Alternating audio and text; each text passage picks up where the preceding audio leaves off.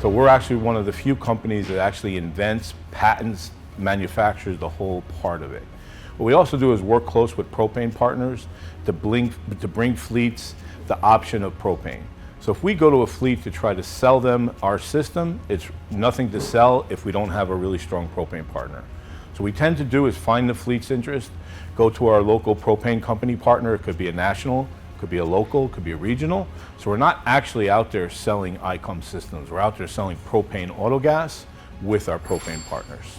We're seeing more and more monofuel, also known as dedicated. So example, UPS does all monofuel with us.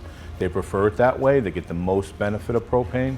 But many fleets, because of their drive cycles or where they fill up, want to have the balance of having gasoline there.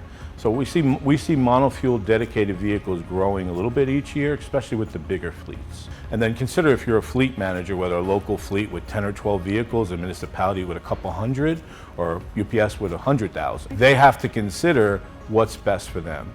So we have to try to understand what they're looking for. Is propane the best option for them? Usually from a class 3 to class 7, propane is the best option, meaning they have the less outlay, the biggest return, and the best reduction on emissions. So almost always propane is the best option. I got into this industry almost 30 years ago for 2 reasons. Mostly for domestic security of fuel. That's what was driving me. I lived through 2 gas crises. I pumped gasoline and diesel through 2 gas crises as a kid, and I didn't like that America didn't have an energy policy. So to me, it's most important that the country has the backup, especially with the emergency and key fleet vehicles, to run on a domestic fuel, which propane and natural gas, there's plenty out there. We have plenty, mountains of it. And when there's big hurricanes and things like that, the only vehicles running are propane vehicles.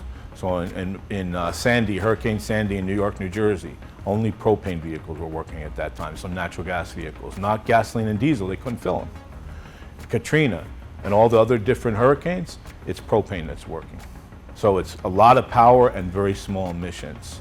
So we reduce emissions on average about 50% and bring down particulate matter, so little black particles that cause lung cancer and things like that, to almost 0.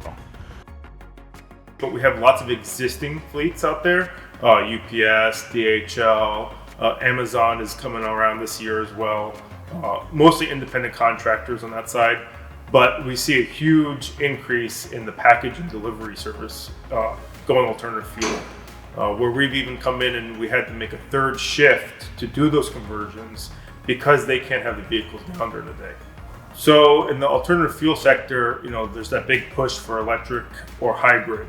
And what the propane companies are doing is we're adapting that, and we're making hybrid electric propane powered vehicles powered by a propane engine that charges the batteries and so on.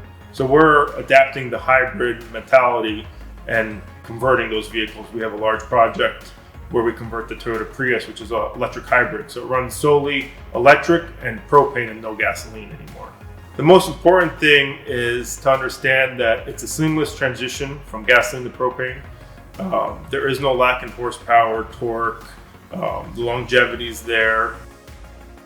So we find with most fleets, they can get the ROI in 1 year to 2 years. And they keep the vehicles for generally about 5 years. Some of the major fleets keep the vehicles 10 to 15 years. So consider the savings. If they're getting a payback in 18 months and then they keep it for 10 years, let's say, they're probably saving 7-8 times the cost of investment.